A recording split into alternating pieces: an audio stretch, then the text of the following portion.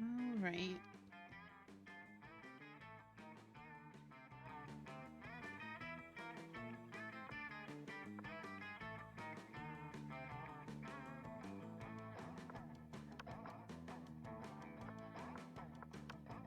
Do I even have mods? Oh, didn't even know I had mods.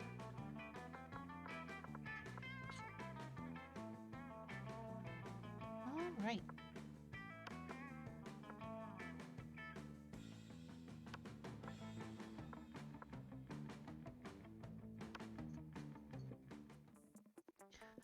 So today, just me. Let's go for a full game. Ah, spooky high school, the sweetest years of our lives. Back then, we were young and unafraid. Sometimes reckless, sometimes brilliant, sometimes just stupid, but always willing to give life the fullest. My cat is being a psycho.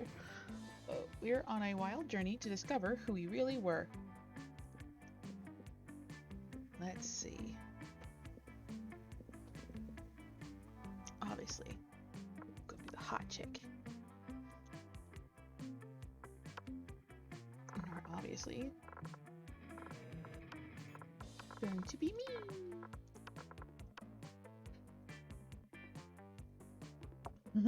It's my boy. Hi, Napster.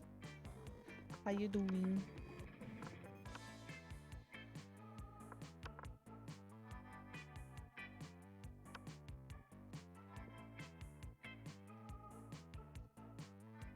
Cat's being stupid. And we had yet to experience its ultimate challenge, the monster prom. Well, it's good to hear you're doing well. Hey, this is my Valentine's stream. We're gonna date monsters and see how it goes. I remember it clearly. 6 weeks were left, and as we fantasized about our dream prom dates, we were all scrambling to catch the attention of one of our 6 most charismatic classmates. Miranda Vanderbilt, 19, a sweet mermaid princess who was as cute as she was genocidal. Damien LaVey, 21, a fearless demon with a taste for destruction and a love of fire. Scott Howell, 21, a werewolf athlete who compensated for his rather small brain with a stupidly large heart. Liam de Lioncourt, 4XX, 400 something, a hipster vampire whose standoffish demeanor hid that he was truly a lovable dork. Polly Geist, 22-ish, a party ghost with an insatiable hunger for all the wrong things. And Vera Oberlin, 23, a mean, self-made gorgon with a merciless sense of business. It was clear, it had to be one of them, but who? Yeah, but who?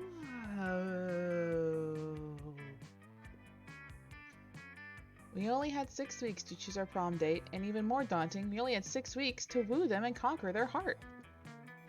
But as I already said, we were young and unafraid, and we were ready to start.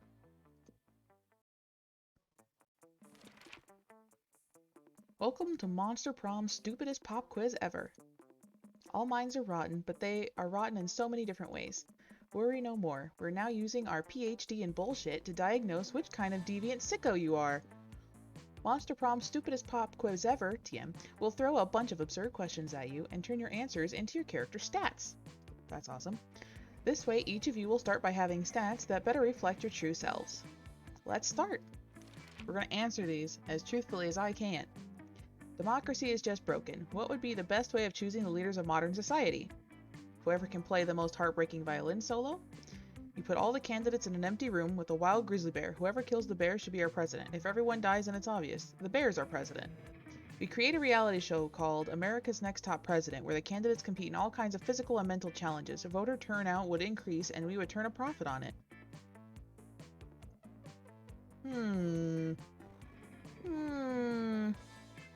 The bear's very interesting. Bear as president. America's Next Top President.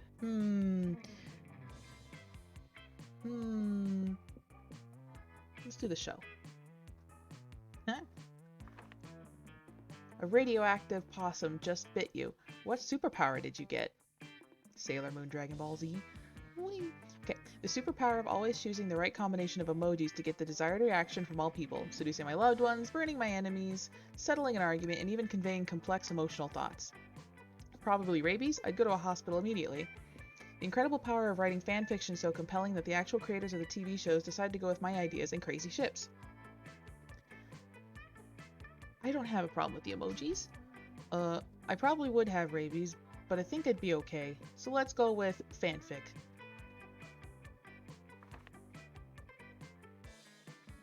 Your partner just gave you a cool gift for your anniversary, but you totally forgot. Quick, come up with an idea for a great gift. Abstract concept of gratefulness. A silly toy that makes silly noises. Anything on fire. Or a weapon. No. A weapon on fire. Anything capable of leading them to an overdose of some sorts. A pony. Always a pony. Ahead of their fiercest enemy. A pony. Always a pony. Can't go wrong with animals, right?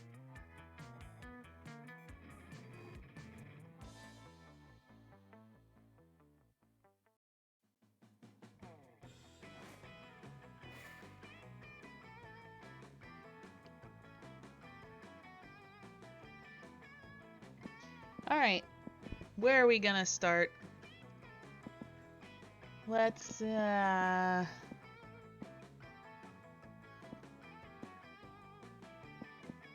and start there. Hey, stranger. It's been a while. I've missed you. It's okay. You can look at my stuff. Well, I guess if you're gonna buy a textbook, it might as well be the one on how to get clout online. Bye, stranger. Neat.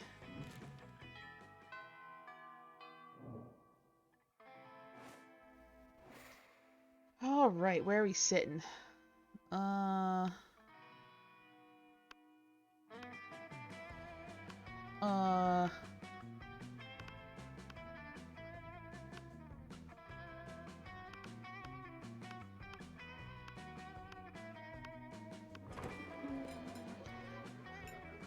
You find Liam artfully arranging his food while Miranda diligently sorts her silverware. Neither of them is eating, obviously.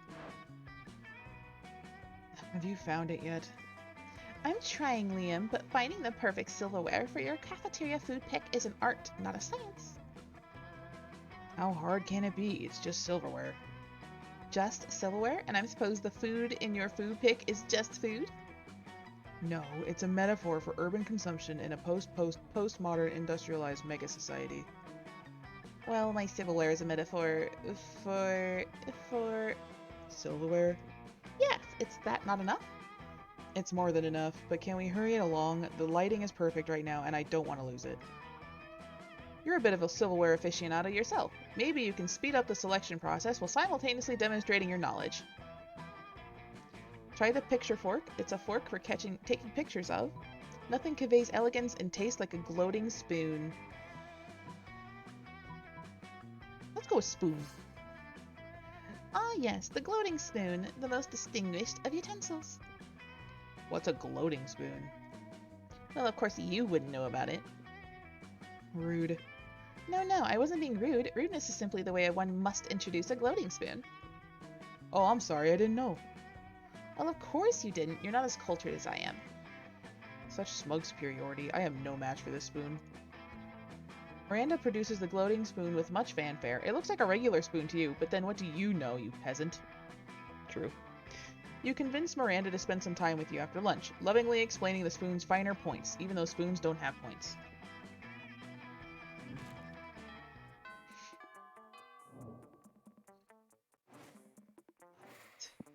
Where are we going now?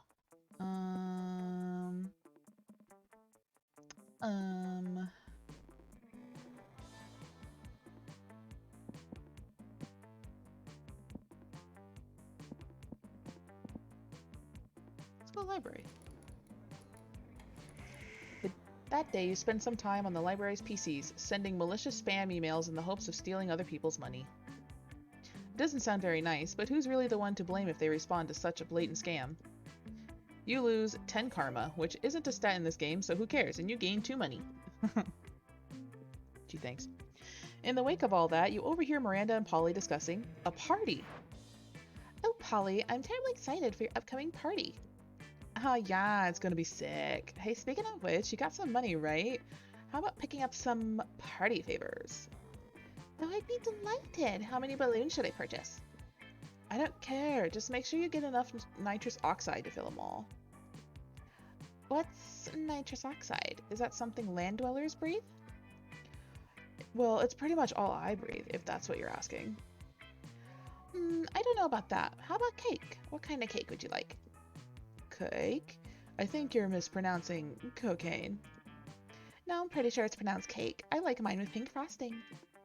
And I like mine injected into my eyeballs. And speaking of eyeballs, I don't think we're really seeing eye to eye right now. Too true. Perhaps our friend Saku can suggest a mutually agreeable use for my vast riches. You should get Polly a piñata. You don't want anyone to get hurt, though, so the only really safe thing is to fill it with nice, soft bags of cocaine. Miranda, you like clowns, right? I know this website that lets you hire clowns, firefighters, and tuxedo guys. It's called definitelynotstrippers.com, and it's 100% legit. Oh, yeah.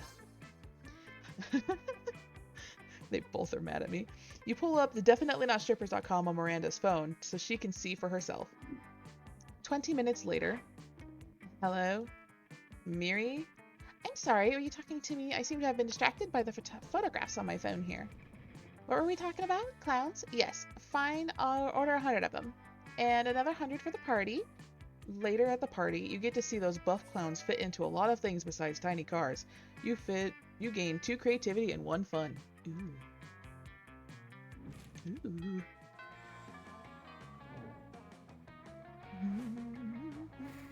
Looks like we're gonna go get a mermaid girl this time. A true fact, or fun fact, I don't know, whichever. I have not once won this game, and I've had this game for a little while. I have always been rejected and alone at the end, sadly. So where are we going?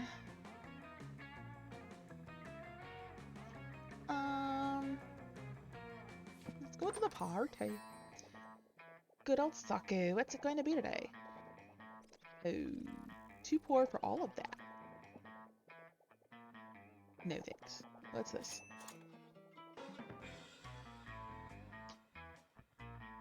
Color palette lacks depth, but fuck you, it's a gift. Oh, okay. That sounds good. Are you cringing at me playing this game, Nep? Are you like, wow, Saku's really bad at this?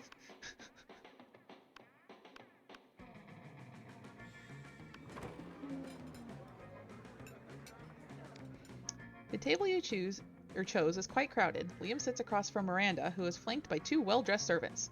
One of those servants cuts a slice of Salisbury steak and feeds it to the other. Seriously, Miranda, you have servants to chew your food for you?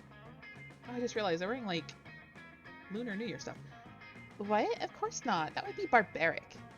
The servant happily swallows the Salisbury steak. I have servants to eat for me. They're called eating serfs. Don't you have any? First of all, no, I don't eat food. Second of all, that totally defeats the purpose of eating. Aren't you worried about starving? Why would I be? My serfs get all the calories I need to stay fit and healthy. You only won twice? I have never won. Ugh, I have no objective reason to care about this, but suddenly it's all I care about. Someone convince Miranda to stop this madness. Maybe you should start this madness, Liam. Imagine all the food you could take pictures of without having to eat any of it. But Miranda, look at the contented smile on the servant's face. You think he's eating for you, but secretly he's eating for himself. Oh, oops. No, it can't be. Gordo, say it isn't true. But Gordo can't say anything because his mouth is full of delicious Salisbury steak. Salisbury steak which he is obviously eating entirely for his own benefit. Traitorous dog, do you want me to starve to death? Is that your plan? I think maybe he was just taking advantage of the fact that you don't understand how food works. Taking advantage of me? Scoundrel. Burpee, eat Gordo for me at once. The 2 serfs look at each other, then stuff as much food as they can into their mouths before fleeing the cafeteria. Alas, how will I ever get my recommended daily allowance of nutrients now? You could try eating. Myself? But how? You and Liam have a ton of fun laughing at Miranda as she learns how to eat food for apparently the first time in her life.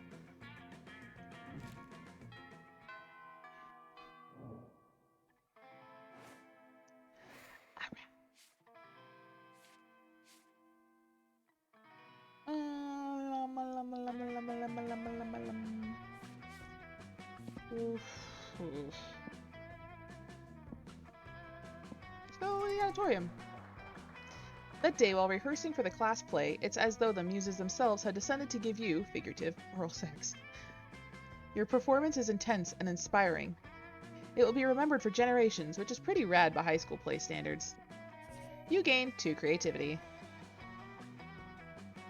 But we don't have time to focus on that. Your first social media sensation class is about to begin. You're armed with your textbook, your freshly made YouTube channel, and you're ready to go viral. You show up to class and see the only other people here are Leonard, Violet, and Tate. Fuck, maybe this was a mistake. Oh great, Saku is here. I suppose you're trying to get famous on the internet as well?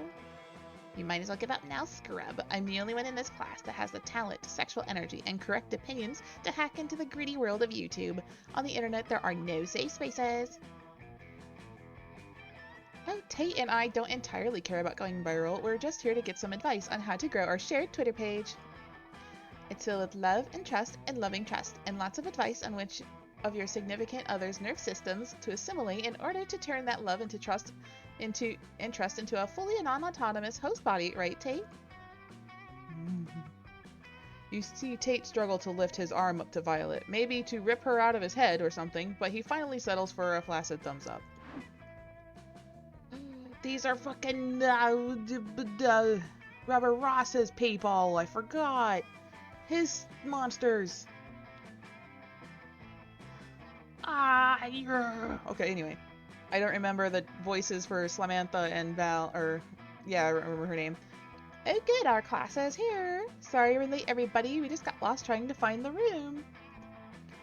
Really? I'm late because I didn't want to do this, but here we are. Anyway, hi everyone, I'm Samantha, and this is my girl Vanity. There it is, Vanity. And we've been hired by your school to teach a 3-week course on how to use social media responsibly and passionately. It's an honor to be here. Well, I'm not honored, not gonna lie. You 3 seem like hopeless cases. I'm just here to make rent this month. But don't worry, you won't be hopeless for long. We'll teach you how to grow an online audience, find your passion for creation, and have fun doing it. Actually, lesson 1 is about figuring out what fetish you can pander to and exploit in order to make the maximum amount of cash on OnlyFans. Oh. Good day, my ladies. It's your pleasure to meet me, Leonard, your future star pupil. Did I hear something about you having an OnlyFans? Well, I, for one, have no interest in flaunting Tate's naughty bits on the internet for any old girl to see. We're here to embrace the sanctity of the internet's passion for monogamy and monosymbiosis. The 2 girls, Samantha and Vanity, they are original characters of a big animator, and he's mostly known for animations and art and stuff. He also makes really, really hard Super Mario levels, like Super Mario World level things. His name is Rubber Ross, and he was also part of Game Grumps for a while. I actually love him, and I love his Monster Girl creations. He's on VR chat as like a demon dude. He has a demon dude avatar on VR chat. He's awesome. I really like his content. Samantha, are you sure we have the right room? Don't worry, class. We'll get all to your questions as classes progress. Today we're going to focus on our introductory lesson, which is finding your niche. To truly succeed online, you will need to be passionate about what you're creating. Be a trendsetter, not a trend chaser. If you're doing what makes you happy, you'll surely find an audience that supports you. Not to worry, I've already discovered my niche. I'm going to be making scathing video game and movie reviews. These pandering SJWs trying to take my media more inclusive aren't ready for my hot takes. I plan to cultivate an audience of white knights and sexy submissive ladies with fat DSL and immaculate taste in anime. I hope you wake up transformed into a toilet. No disrespect to toilets. Oh, Tate, I can't wait to cultivate our audience. I know so many young single fungi who are searching desperately for their soul host. Our videos will be the perfect documentary on how to inhabit the perfect... Whoa, check it out. While the Mushroom Girl was talking, the Yeti tweeted something out. At Violet's Fuzzy Lover Boy, someone please save me. I am possessed by a sentient mushroom and in tremendous pain. Damn, big mood. Hey, it's already got 100 retweets. I think you have a real Twitter funny man potential, Tate. Well, your peers are terrible at this, which gives you all the more opportunity to impress Samantha and Vanity with your amazing internet skills. What niche will you pursue on your budding YouTube channel? Answering one of the culinaries most unanswerable questions. Will it sushi? A lo-fi chill hop radio station live stream to finally rival Chilled Cow's monopoly on the market. I like the sushi idea. Oh, interesting idea. Vanity and I have pursued similar questions in some of our past videos. We got pretty far with Will It Soda, but when we tragically learned that communism, while interesting in theory, tastes like shit when added to Dr. Pepper. Will you embark on your culinary quest? Your first video, you embark on your culinary quest. Your first video is a tame exploration. Will Laffy Taffy make a palatable maki roll? With Samantha and Vanity's help, you find that yes, it actually makes a delicious sushi alongside tempura and rainbow sparkles. We gotta escalate this. What about a milkshake? It's more difficult, but you flash freeze the ice cream wrap it in seaweed and find that it tastes weirdly amazing with wasabi. We can't stop there. Will a dead rat sushi? What about a combination of mayonnaise and particle board? Will the very concept of everlasting love sushi? What about the soul of a virgin? Will that sushi? No, I've got it. Will Slimantha sushi? What? There's only one way to find out. You use your arcane cooking powers to turn Slimantha into the most delicious sushi known to man. Well, actually, you just roll her around in rice and seaweed and film it, but she ends up enjoying it quite a bit. Oh my god, this is actually pretty relaxing. Kinda like a full-body seaweed wrap and massage. Vanity, how are the metrics? Well, it looks like we've accidentally stumbled upon a fetish for sushi girls. The YouTube views and likes are negligible, but you've gone positively viral on Pornhub, Saku. Oh no. Oh well, money's money. Oh, that's good, I think. As long as you're having fun. Hell yeah, views of you, and watching Slimantha cover herself in ginger and sesame seeds was totally hot enough to justify what would normally have been a profound waste of time. You gained 2 creativity and 1 boldness. Oh, good lord. Well.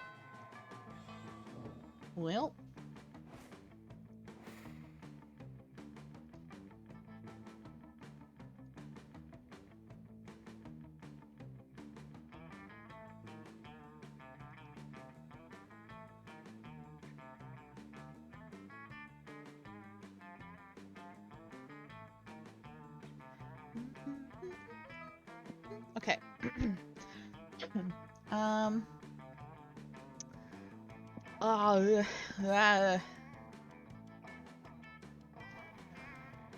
Where to now?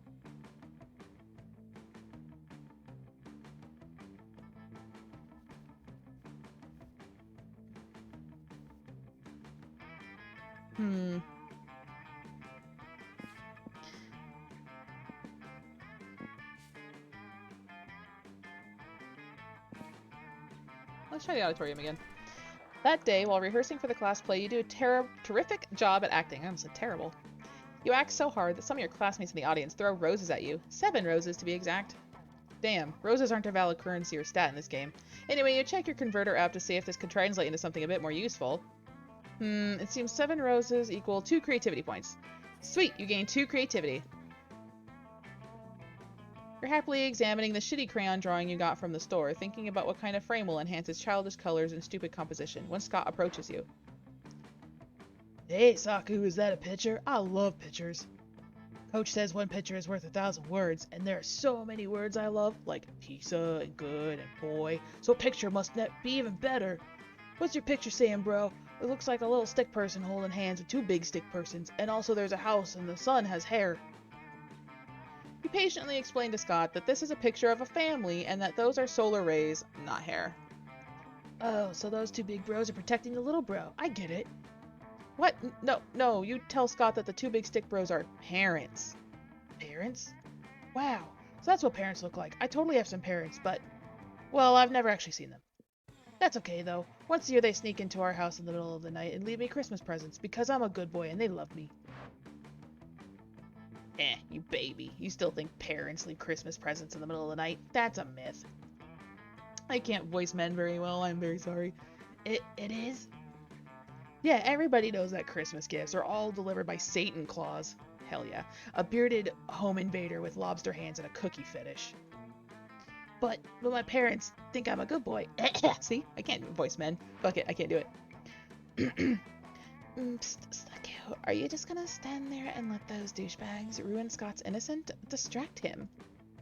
Whoa, you know this is a serious situation if it's causing Vera to show empathy. Quick, divert Scott's attention by making a silly face. Look, Scott, it's time for you to face the truth about your parents. Wait! Look at that funny face Saku's making! Scott, this is a really serious... Holy shit. That face is hilarious. How is she even doing that? I can do it too. It's... You just gotta go like... Oof, I can't do it. My face isn't strong enough. I'm gonna have to hit the gym and do some chin-ups and facelifts. Good thing we weren't talking about anything important, otherwise I feel bad about leaving like this. Later, pals. Phew, that was close. Nice work, Saku. And for you, Wolfpack, the hell were you thinking? Sorry, I guess emotionally harassing our little cousin is our way of coping with our unstable home life. But you've got to admit, it's weird that Scott's been living with us and our grandma his whole life and still hasn't realized our parents aren't coming back. Yeah, I can relate to that. And maybe it would be better for him to accept the truth. I just don't think he's ready yet. You're right. Thanks for helping me keep the lie alive, Saku. You're a true bro. For your good deed and your incredible facial flexibility, you gain 2 creativity and 1 charm. I have a lot of creativity.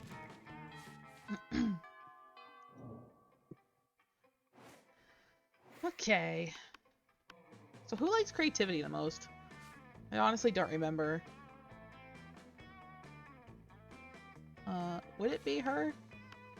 Or is it, this dude? I don't remember.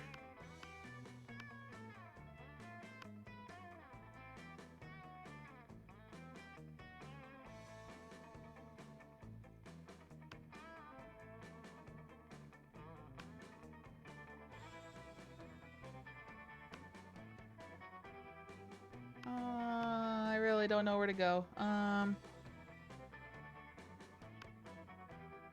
Let's sit with these guys, I guess. As you approach Scott and Miranda's table, you see that the entire table is covered in exotic silverware. Oh wow, what's that one for? That's the forking spoon. It's a spoon for picking up your forks so that you don't have to touch them with your fingers.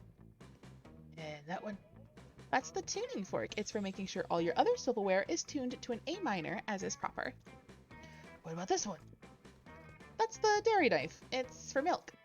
Wow, do people ever invent new silverwares? All the time, but none of them are any good. It would take a genius of true subtlety to improve on the existing canon. A genius of true subtlety. Genius and subtlety are your middle fucking names. You suggest the ultimate new silverware. The salad harp? Hands. Salad harp. Awesome. A harp for a salad? Why has no one thought of this before? Because it's hard to eat a salad with a harp? Cretin, who said anything about eating? Isn't that what silverware is for? Perish the thought. The true purpose of silverware is to get your hands something to do while you elegantly avoid your food. Sorry. And nothing is more elegant than playing a subtle lament on your harp while your serfs eat your salad for you. My serfs will finish my lunch for me. I'm off to have a harp commissioned. Miranda takes your harp shopping with her. It's a real bonding experience. Afterwards, you both ignore a salad together at a fancy restaurant.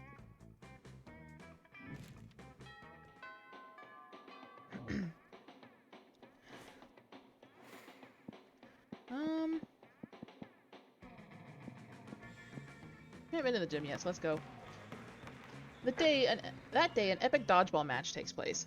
Everything seems lost, but you deliver an inspirational speech that fuels your team's spirit, leading to a spectacular comeback. You're clearly a natural-born leader. You gain 2 charm. Fuck that, though. It's time for your next class on how to be internet famous. You show up with pencil and Twitter drafts in hand, ready to learn. Hey, Saku, thanks for joining us. We're getting started on today's lesson. Wait a minute, I got a bone to pick with you two. The first video I uploaded was a labor of love, and I've slaved away at it, and because you told me I'd find an audience I could cherish and possibly even find an internet hottie to love. We never promised you an internet hottie. But my video has only gotten 12 views, and 7 of them were my mom's knitting group. Meanwhile, Tate's garbage tweets have been trending for weeks. Yeah, and not even the good ones that are about cultivating an amazing relationship from your own petri dish. It's all the nonsensical ones about him being in a toxic prison of his own body and whatever. What's up with that? Meanwhile, Tate has taken control of his phone and tweeted out, "I am begging you to understand this is not a joke. My life is waking agony. Everyone's retweeting it with gifs of Kermit the Frog falling off a building. Listen, I know you're upset, but internet fame is a winding, tumultuous road of endless possibilities. Besides, today's lesson will hopefully help you grow up in the right direction. Oh my gosh, I can't read. Today we're going to learn about collaborating with other creators. It's a great way to piggyback on someone else's fame and abuse it to the fullest extent so you can become as famous as possible. Actually, Vanity, the purpose of collabing with other creators is to grow both of your audiences and work together toward a common goal.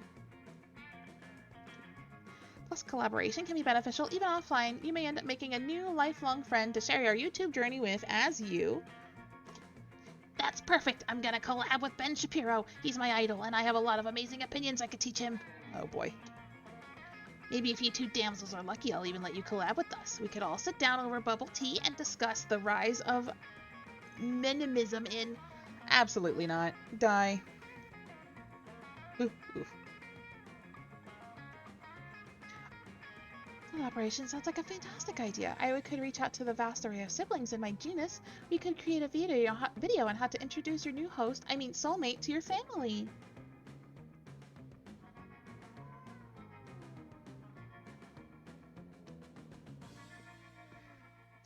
Not bad, but I can't help but notice that there are lots of people on Twitter reaching out to Tate to collaborate with him. Maybe you should lean into the audience you started to cultivate there? I refuse to entertain Tate's irrationality. He's just rebelling against me because we're in a pretty petty fight over consent and autonomy, whatever that means. Oh, well, it just seemed like he was the sort of content that was important to him, so maybe... You know what? I think this class is becoming a bad influence to Tate. We've decided not to go through with this whole equal partnership nonsense anymore. Violet and Tate awkwardly shamble out of the room. Moments later, you get a Twitter notification. At Violet's fuzzy lover boy tweeted out, "Please come follow me. This is a cry for help." Hey, he just got 1,000 more followers. That kid's really got what it takes. You want to have what it takes too. You just need to find the next perfect person to collab with for your next big viral video. Who should it be? The galactic alien overlords who are planning to invade Earth in October 2020, probably 2021, to really bring this hell year home. Sylvester Stallone, who has quit acting to become a full-time banana reviewer. Fuck it, Sylvester Stallone. Banana reviewing. I love it. You email Stallone's agent in the vain hopes that you'll get a response. Surprisingly, Sylvester himself sends your reply mere minutes later. Oh, I want to read it. Dear Saku, thank you so much for your message. I've been waiting for an opportunity like this since my acting career began. Every moment of my rise to fame, I was thinking only of my passion for bananas. It was actually how I found the motivation to do all of my most famous roles. I was just thinking about how much I love bananas. That scene where I'm running up the stairs in Rocky? Yeah, I was just daydreaming about how badly I wanted a banana. And anytime I'm in an interview and they ask me, "Sylvester, how are you still making Rambo movies in your 70s? And I always want to tell them, it's because the whole time I'm dreaming of the day that this will pay off and I'll be able to professionally review bananas."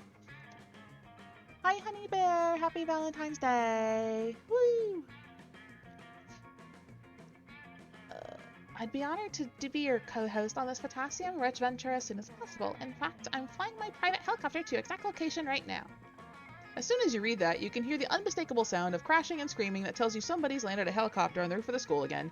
You run up there to meet Sylvester Stallone.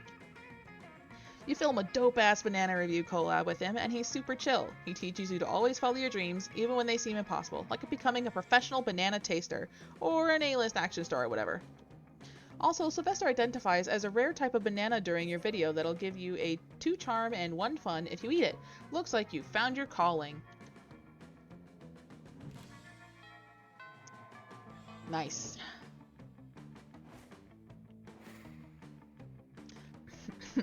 Voicing the males though is really hurting my throat. But where are we going? Where haven't we been yet? I haven't been here yet. Let's just go here for once. That day you skip class and just hang out in the bathrooms because you respect no authority. I guess some people just want to watch the world burn by skipping class and hanging out in the bathrooms. You give 0 shits, but you gain 2 boldness.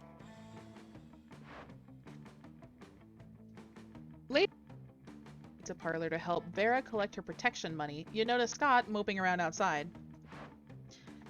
Hey Scott, what are you doing outside the pizza parlor? Don't you normally prefer to be inside the pizza parlor?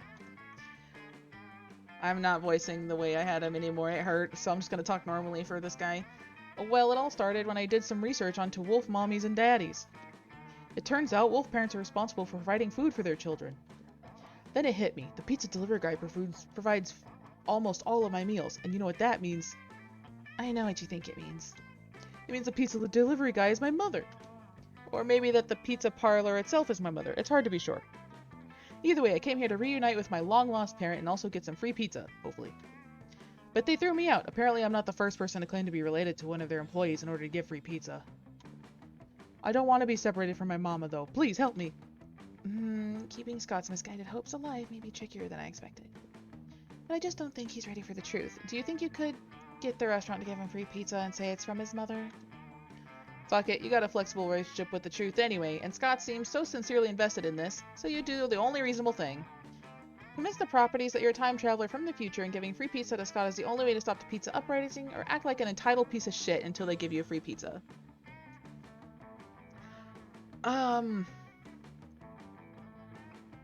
I've seen that second one a lot in life.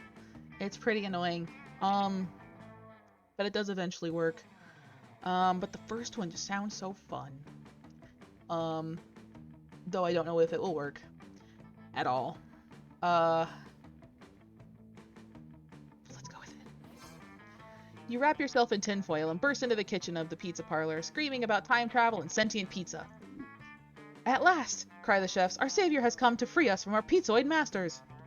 For years we've suffered in secret beneath the yoke of the pizza lords, but no longer. Defend us! Before you know it, you're thrust into the epic-defining conflict between monster and pizza monster, culminating in a climactic battle with an enormous calzone atop the Empire State Building. Afterwards, the grateful pizza chefs provide you with a large meat lover special. They even sign the box "From Mom" with love, despite thinking that it's kind of weird request on your part. You take the pizza outside, bruised and covered in pizza sauce, to find Scott still patiently waiting. Hey, Saki, you've been gone a long time. What's that? Is that a pizza? From my mom? I knew it. I knew she was real and that she would give me a free pizza. Also, you smell delicious. Can I lick your face? You glance uncertainly at Vera. Would she be disgusted if you let Scott lick you a little? She smiles. Go ahead, champ. You earned it. Aw, yeah. You gained 2 fun, 1 charm of dozens of big, sloppy Scott kisses. Hi, Foxy.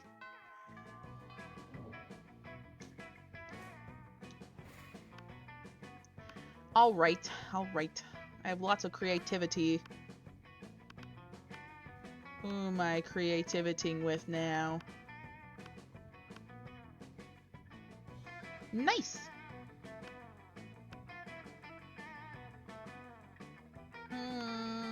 Let's try this table.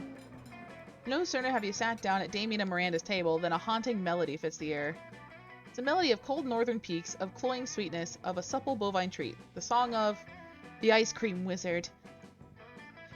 He's here, I'm gonna eat so much ice cream and then puke on someone I don't like. He howled though. Oh goodness, the ice cream wizard only comes but once per solstice, during the hour of the ascendant pancake. You see an old dude in a floppy blue hat pushing a refrigerator cart with "Dish shit magic" painted on the side. So many options to choose. Should I get a magma bar, brain destroyer, chocolate broomstick? What about fear of death? A frozen cobra, berserker berry blitz? The wizard's frozen treats invariably turn me into a frog for some reason. Perhaps I should simply have not tried the right one yet. But which to try, if only someone would suggest a solution to which is truly the most difficult problem I have ever faced. Never fear, Miranda. I am here. Try those sugar-basted Prince lips, or beat him up and take all his ice cream.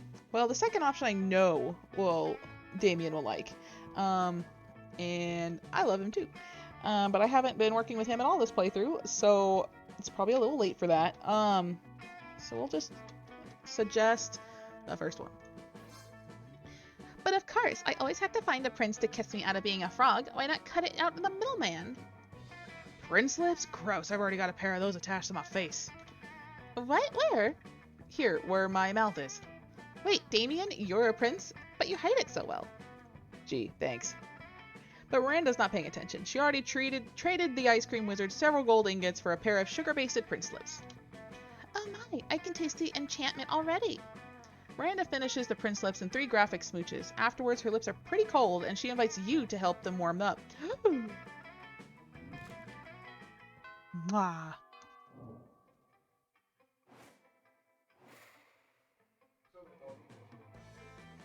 1 second, fam. I gotta plug in my headset.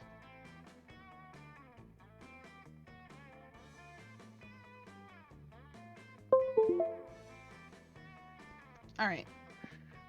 My mic almost died on me. Sorry about that. I don't think we've been to class either. Let's go to class for once. That day you listen to your elders and learn valuable lessons.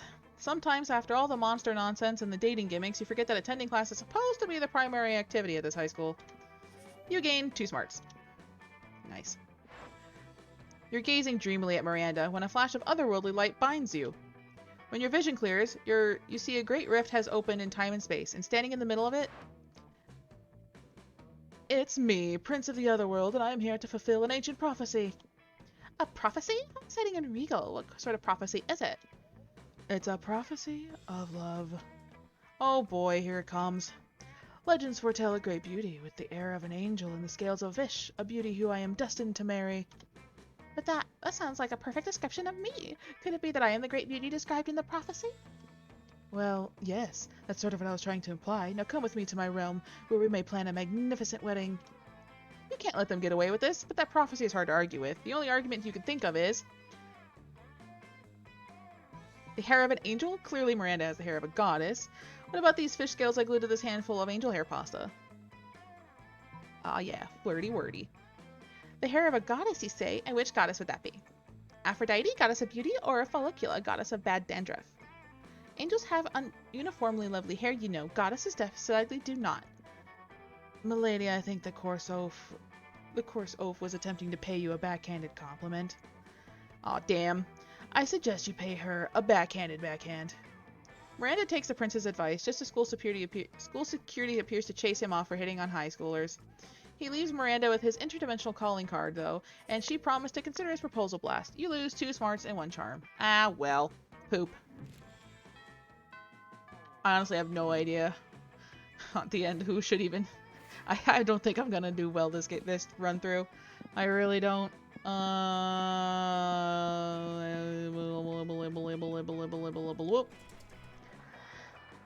That day, while rehearsing for the class play, you aren't especially good nor inspired. For once, it seems you aren't getting the classic creativity boost from the auditorium. But afterwards, while talking to your classmates, you're having trouble conveying your point in a discussion, so you decide to convey it through music. You start singing, and suddenly everyone else joins you in a kick-ass musical number. It's so amazing that the people with whom you were arguing totally got your point and changed their minds to once the song is over. You gain 2 creativity. Nice. Rehearsal ends for the day, and you notice Scott and Miranda still sitting near the stage watching something. It looks like 2 farmers handing a bunch of apples back and forth.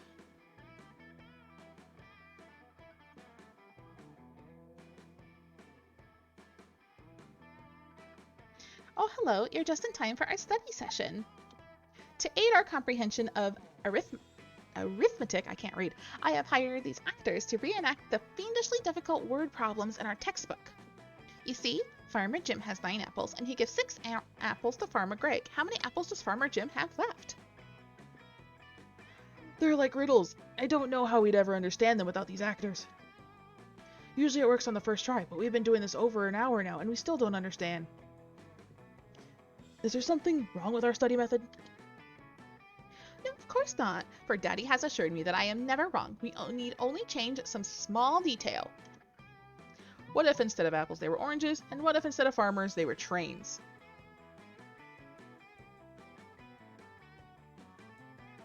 Turn the farmers into trains, or turn the apples into oranges. Let's do the apples to oranges. Not so smart, damn it. Oranges? Oranges! Preposterous. Oranges are nothing like apples. I don't even know the conversion rate between apples and oranges. Are we supposed to figure that out? I don't even own a fruit calculator. Ah, I'm so confused. Now see what you've done. He's not fit for math at all in this state. You're about to point out that Scott was never fit for math at all, but you're already been mean enough. You lose 2 charm and 1 creativity. Told you I'm bad at this game. Goddamn.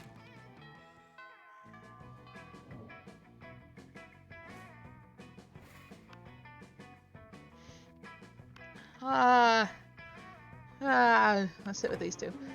Yeah, I'm having fun, Foxy. How you doing? Sorry, I just now saw it if you typed that a while ago. When you reach Liam and Damien's table, you find it absent of food but covered in paperwork. Do we really need all these special forms? Can't we just write death threats on regular paper? For the last time, Damien, a substantive change within the administrative system requires mastery of the mechanisms of bureaucracy. What if we wrote the death threats on really fancy paper? Liam turns to address you. As you can see, my mastery of realpolitik has cursed me to embrace an unlikely ally in my quest to reform. I have no idea what he's saying. I just want the cafeteria food to stop being so fucking boring. You see, our interests are aligned. I desire a menu less pedestrian. Sure, either way, we're stuck on this last bit. We know we want a menu change, but we don't know what to change it to. Yeah, we have indeed encountered a culinary block. Perhaps you can suggest something appropriately artistic? A white plate with a single sprig of parsley in the center, the essence of minimalism, or a bowl of knives, the essence of knives.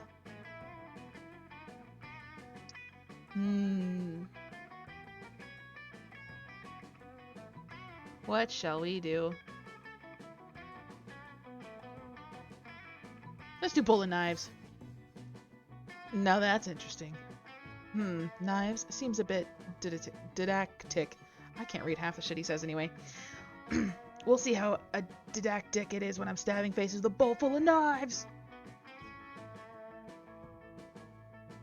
Anyway. You don't know what didactic means, do you? Nope, but I know how funny it is to watch a bunch of nerds try and finish a knife bowl. Damien's application to add knives to the menu is a success. He starts holding daily knife eating contests. There are no winners except Damien, who thinks this is hilarious, and you, who came up with this.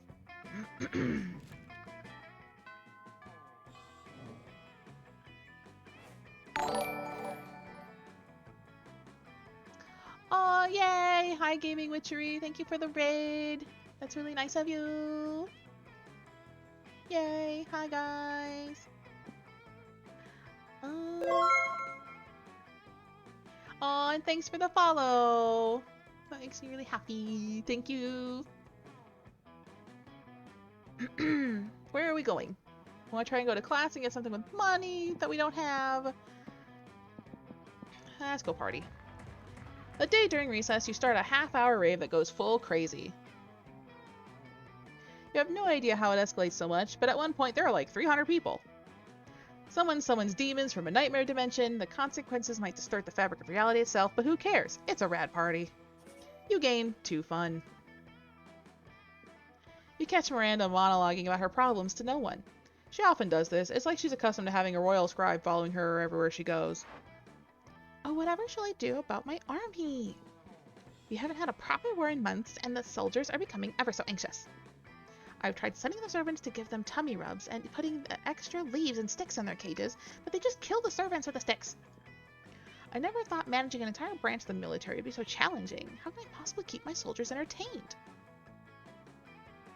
Divide them in half and make them fight a practice war, or 1,000 piñatas. Hello, Jordy05.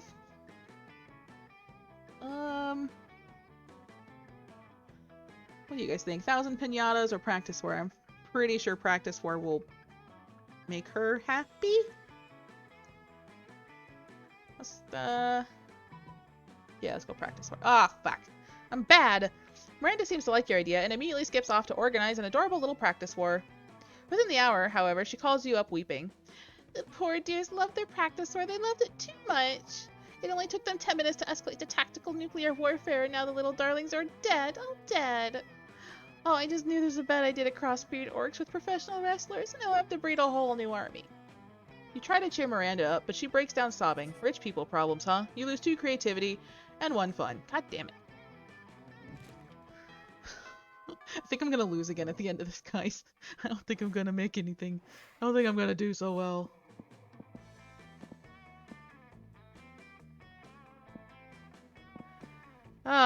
Let's go back to here.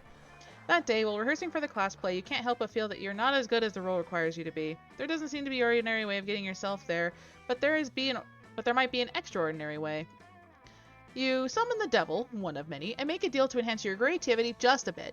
You gain 2 creativity, but also use 3 years of your life as your end of the deal, but who cares? They weren't happening in-game anyway. Oh, okay.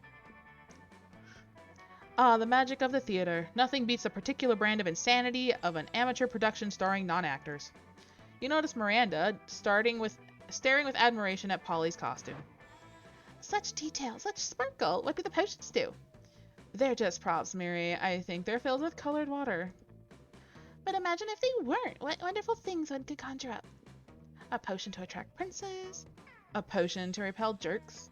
A potion to enhance beauty. A potion to repel jerks. Now you realize spending the last term doodling cool potion ideas in your notebook wasn't useless at all. You picked the coolest potion idea in your notebook and impressed them. A potion that transports the drinker deep into outer space to explore the vastness of the universe, or a potion that gives mayonnaise flavor to whatever you put it on. No mayonnaise. Space, exploring the vastness of the universe? What Darling, I can barely handle the vastness of my everyday life.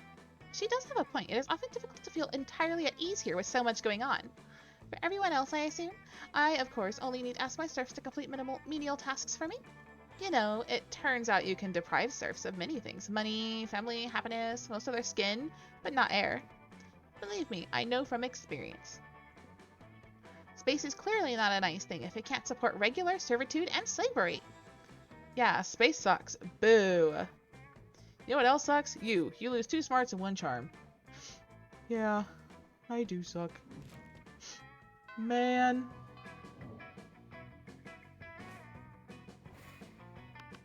Almost done with these guys. You just sat down to eat with Damien and Liam. Well, to eat with Damien. Liam's just taking pictures of his food. When a leather-clad figure drops from the air vent onto your table, it's the Slayer. Lunchtime's over, dirtbags. Time to die. This always happens when we sit together. Your death-based rhetoric is offensive. Don't spoil my food pick. I'll spoil more than your food pick, Count Stankula. I'm about to spoil your face. Just his, though, right? Both your faces. Fuck. The Slayer is right between the 3 of you. You can't save Liam and Damien, but if you act fast, you might be able to save one.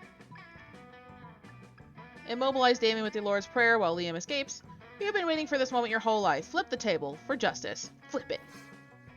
Normally when you flip tables, it is out of anger or mischief, but this is about to be the most righteous flip table ever performed. You guys are too nice. Stop it. No, my footing!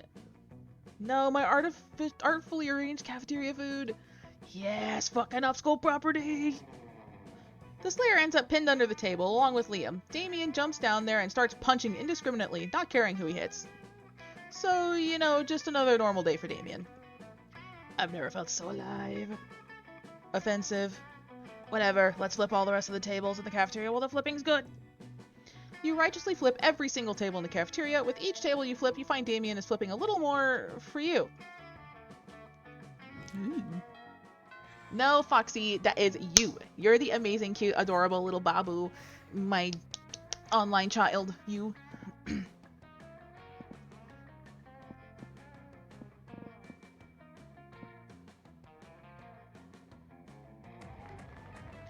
That day during recess, you start a half-hour rave that goes full crazy, You're talking to Juan, the small magical Latina cat, when he tells you that you won't ever be as fun as Bob the scary clown. You accept the challenge, you go straight to Bob, stab him several times, open his bleeding chest, and eat some of his guts in order to consume his fun. Yes, everyone is amazing, cute, and adorable, Nav. You are right. Really? Do you think that's how this works? Well, it is. You gain 2 fun from poor Bob. You're talking to Vera about her favorite military coup when Coach approaches you. Hey, Saku, you're friends with Scott, right? I've gotta admit, I'm a little bit worried about the guy. Here, come have a look for yourself. Coach leads you into one of the locker rooms where you find Scott deep in conversation with a bag of potatoes. The bag of potatoes has googly eyes, a mustache, and a corncob pipe, but it's still definitely a full bag of potatoes. Hey, Coach. Hi, Saku. You're just in time to meet my dad, Mr. Scott Sr. He was on a business trip to space my entire life, but now he's back and he'll never leave again. His eyes are very wobbly and his body is very potatoey. I know, right? Family is so weird. These are my friends, Dad. Say hi to my friends and tell them how much we love each other. The potato bag, being a bag of potatoes, says nothing. Come on, Dad, don't be shy. Dad? Oh no, are you okay? Dad! Dad! You can't tell Scott the truth about his dad. You're already in too deep. Quick, convince him everything's okay. Explain that some people have a hard time putting their emotions into words, especially if they're a bag of potatoes, and pin a ribbon on the potato sack that says, "I'm proud of you, Scott." Ah, I like that one. Great idea. Good thing you always carry around that exact pin in case of emergencies. You gently pin it to Scott's potato dad. You're proud of me? After all these years of not seeing you while you were in space, to finally hear you say those words? Or at least to read them off a pin attached to your lumpy chest? Aw, Dad, bro, I think I'm gonna cry. And to think I was almost convinced that you were nothing but a bag of potatoes. I glued eyes and a mustache and a corncob pipe too. I mean... Look, I know he's just a bag of potatoes, okay? I mean... Everybody needs a dad, right? Even if he's just a bag of potatoes with accessories. Scott, you don't need a dad. I mean, I have a dad, but I despise him, and I haven't spoken to him in over 10 years. I never know my birth parents. Scott, I know it's hard, and sometimes you might ask yourself why they did that. But how do you stand it, not having a family? I have one. I am an Oberlin, and I don't need to know anything more than that. If someone abandons you or me, then you know what? It's their loss, Scott. And my family is all fit young students who pass through this gym. You see, Scott, family isn't about blood. It's about love. But it can be about blood, you know, if the family in question happens to be a crime family. That's possibly the most heartwarming thing Vera is capable of saying. Scott certainly seems to think so. He crushes the three of you in an enormous bear hug. Or would you call it a wolf hug? Either way, you gain 2 charm, 1 fun, and a warm fuzzy feeling that lasts the rest of the week. Uh-oh. Uh-oh. Uh-oh. Okay. So, based on our stats and what we have done so far, who do you think we could win? I mean, I could go with myself and say, fuck y'all. My personal favorites in this game entirely are Damien, Vera, and Miranda. The rest of them are cool, but those are my personal favorites in this whole game. But you see, they suck. I don't have boldness, so I don't think Damien's gonna like that. I have a lot of creativity and fun, which Polly might like. Demon Daddy? I don't think he's gonna go for it though. Even though Demon Daddy would be nice, I don't think he'll go for it. Who takes creativity and fun? Would that be Miranda? If anything, I can just click and see how it goes and then cry. Because I'm most likely going to be alone again in Monster Prom on this Valentine's Day. Okay.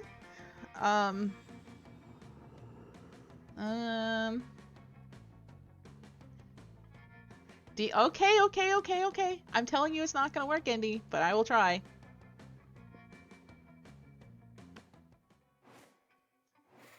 Daddy Team. You finally pick up your courage and ask your beloved to go to the Monster Prom with you. Prom with you? How can I put this delicately? Fuck no. The shame of your constant failures was so great that you secluded yourself in your room for years and officially started dating your own pillow. Waifu life forever. I mean...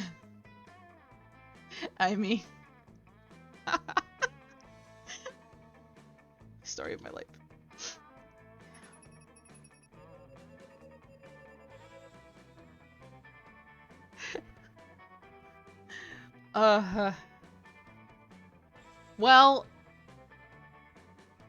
Well, that didn't go so well. No, it was not worth it. I was alone forever. Those 6 weeks were maybe the most epic and absurd weeks of our lives. After the Monster Prom, we kept living our lives, falling in love, battling for friendship, and learning about who we were and who we could be. And you know what? Like it always does, life happened, and it was wonderful.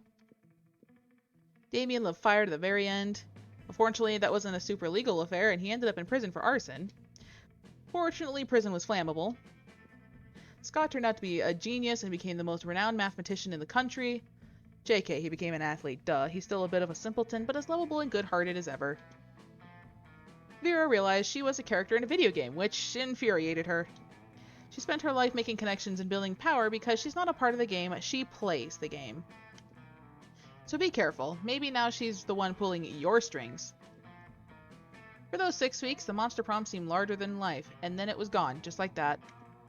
The battle for Monster Prom might have ended then, but there were plenty of battles left in that war called youth. But once again, we were young and unafraid, and we were ready to start.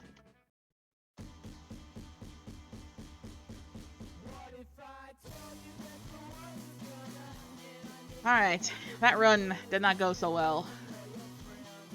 We're going to try another run until we get someone, because every run is different. All's well ends well. I mean, yeah. I do like the music, so I'm just chilling here for a sec. A lot of these voices ran my throat really dry, and yeah, it hurt. But I'm trying to make it a little more enjoyable to watch doing the voices. I hope everyone's okay with that. But if you'd rather me just use my normal voice for everything, that's fine. Or I can turn the voices on in the game. That way you can hear their voices and I'll just read what they say. So yeah. Water. Yeah, I'm gonna get water here in a second. There's also other games we could play if we don't want to do another run of Monster Prom. I had planned at least 1 or 2 more runs to see if we can get anywhere. Get the date for prom on Valentine's Day. Or if there's any other love-ish themed games to go for, I could do that. It's up to you guys, but for now, I'm going to be back while I get some water.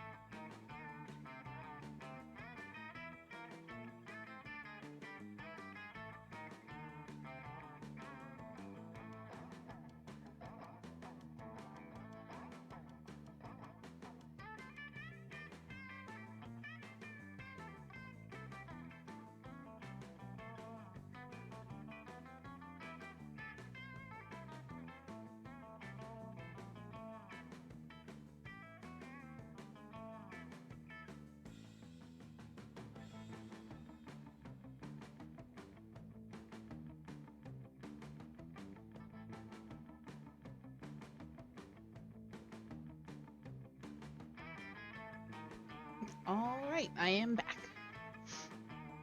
Hydrated and ready to play.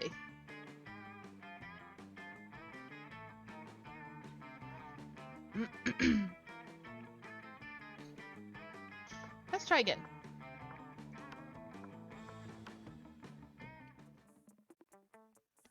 And once again, we play by ourselves. Then we're gonna do another full game. I'm gonna skip this. I've already read it. Alright, who are we? I'll let you guys kind of choose who we are.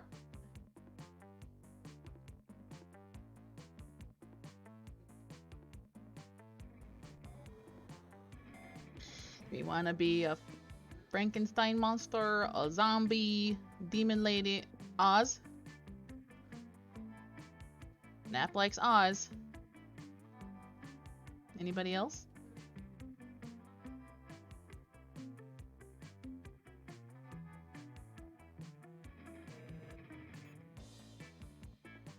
Alright, I guess we're going with Oz.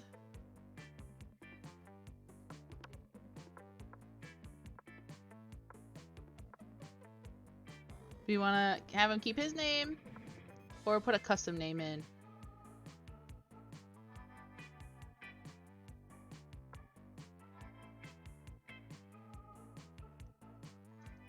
Oh, what's the joke, honey bear? I want to hear it. Or read it, really.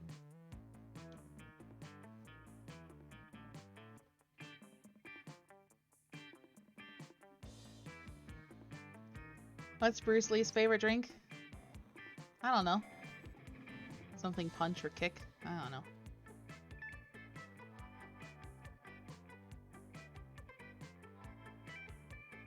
Wata! Oh my god. Oh my god. I hate it, but I love it. But I hate it. But I love it. Let's just keep Oz's name. We're gonna go by they. Blah, blah, blah, blah. Skip this. Alright. I think we can all just kind of do this one together. Last one I basically just did me and what I would pick. Let's see what everybody else says or whoever wants to vote. You know, stuff like that. Ah! I didn't mean to... Well, we got a dildo answer for that one. Didn't mean that. I'm sorry. School is outdated and lame. We need a new school subject. ASAP. Okay, so we have critical thought. I mean, damn, this country could really use a subject like that in schools. How to correctly punch a crocodile without terrible consequences, or turning people into your puppets through emotional warfare and deception 101. Yeah, everyone probably would have wanted the dildo answer. What about a school subject? Do we want critical thinking, crocodile puncher, or puppets through emotional warfare and deception?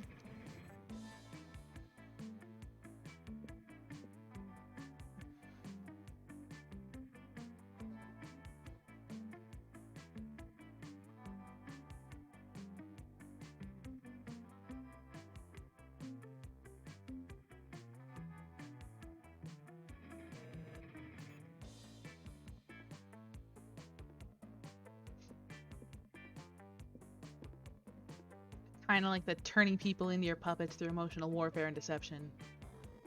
Unless anyone else has any other ideas on what they want to pick. But I'm kind of leaning towards this bottom one. It's kind of fun.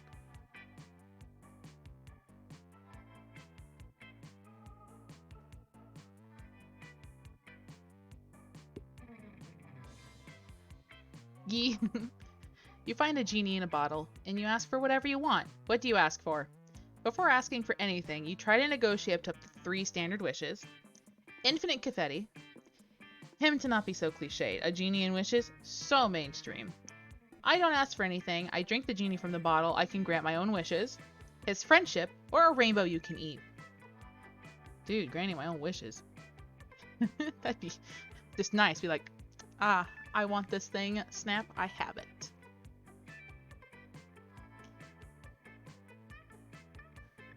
I'd drink the genie. Make my own wishes.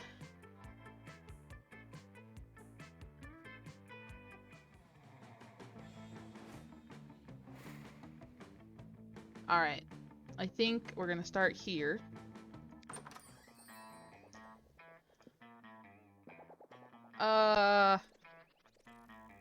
Yeah, why not? Let's do this again.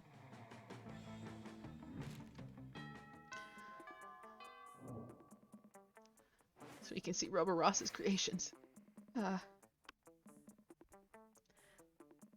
So are we just gonna beeline for Damien this game and try and just go chaotic and crazy so we can get Damien? Or do we wanna just kinda go with the flow of things and then just try at the end and randomly, like last time? Or anyone in particular we want to beeline for? Or just say fuck it and just do whatever? Demon Papi? Ah, I agree. You find Damien and Vera hunched over a scale model of Spooky National Bank made of milk cartons, lunch trays, and ketchup packets. Alright, we're going through the side entrance, disable the alarms with an EMP, and below the safe. Why don't we just blow up the side entrance, blow up the alarms, and blow up the safe? Because we only have so much C4, Damien. That sounds like a personal problem. What's this thing? Damien points at a kosher dill pickle in front of the vault labeled Police Ogre. That's the Police Ogre. He's got eyes all the way around his head, never sleeps, doesn't take bribes, and is invincible in combat. Can we blow him up? No, we can't blow him up. We need to find a way around him. Well, I'm out of ideas. Yo, Oz, we'll cut you in on the heist if you can solve this ogre problem for us. Luckily, you're a heist mastermind. Before Vera or Damien can react, you rob the bank yourself and split the money with Vera, or just eat the pickle.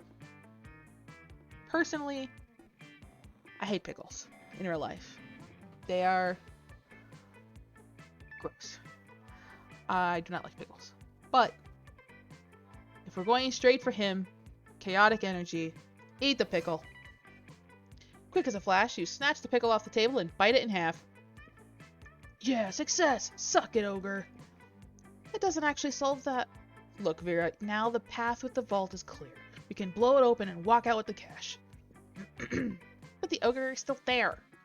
The map doesn't lie, Vera. I see no ogre. Fine. Why don't you just rob the bank then? I'll focus on my illegal drug trade.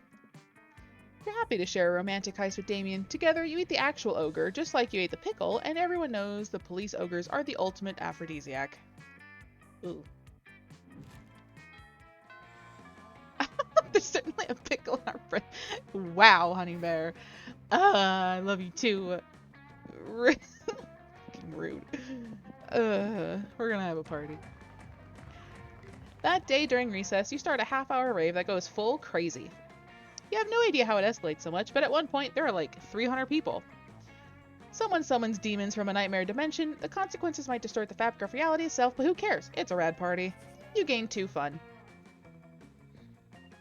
Later, you, Polly, and Damien are practicing batting, which is stealing bats and hiding them in people's lockers. All that well-intended fun and games is interrupted by a blinding flash of light. There you are, exactly the monsters we wanted to see. We needed, not wanted. These guys again, they never want to do anything fun. We're not trying to ruin your fun, we're trying to save our world. Univertica is planning an attack. So boring. Why am I even subjecting my ears to this bullshit? I'm going back to hell. Yeah, that's what we need. Our partner on this mission, Rabaru, died right after discovering Univertica's weakness. We need someone to speak to her spirit. Not it. Damn it. I almost said it at the same time. But I'm allergic to helping. This is a serious health issue.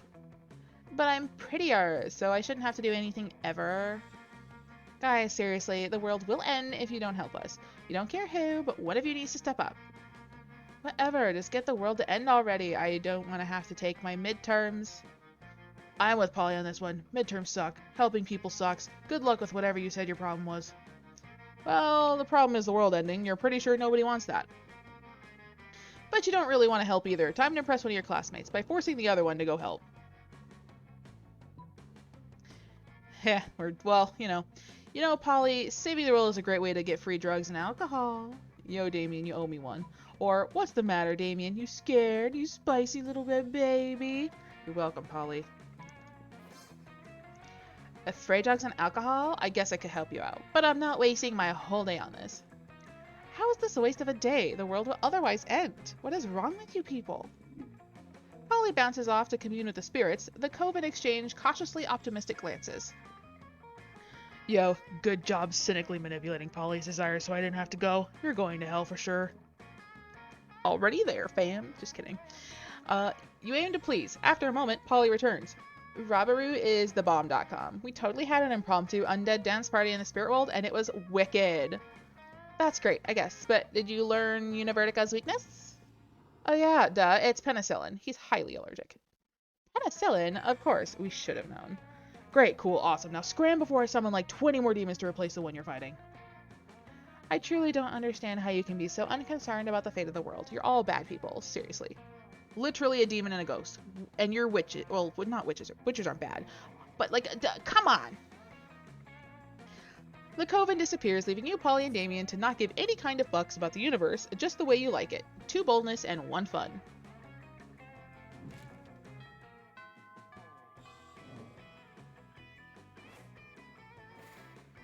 Okay.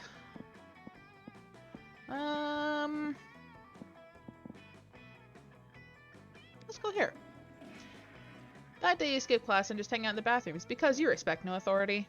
I guess some people want to just watch the world burn by skipping class and hanging out in the bathrooms. You give 0 shits and 2 boldness. But we don't have time to focus on that. Your first social media sensation class is about to begin. Ah, yay! I really don't want to have to read this all again, but I will if you want me to.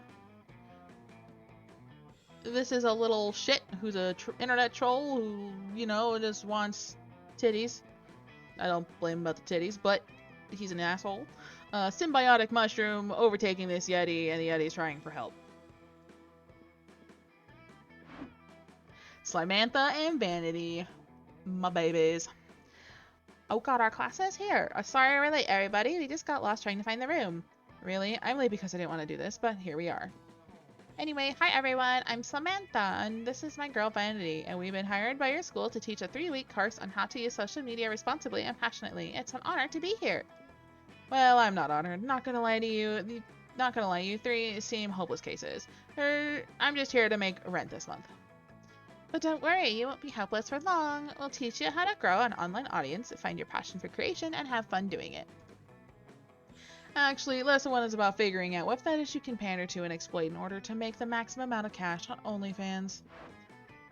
Good day, ladies. Your pleasure to meet me, Leonard, your future star people. Did I hear something about you having an OnlyFans? Well, I, for one, have no interest in flaunting Tate's naughty bits on the internet for any old girl to see. We're here to embrace the sanctity of the internet's passion for monogamy and monosymbiosis. Samantha, are you sure we have the right room?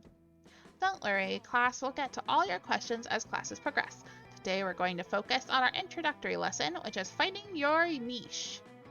To truly succeed online, you will need to be passionate about what you're creating. Be a trendsetter, not a trend chaser. If you're doing what makes you happy, you'll surely find an audience that supports you. This is true. This is very true. True as can be. Not to worry, I've already discovered my niche. I'm going to be making scathing video game and movie reviews.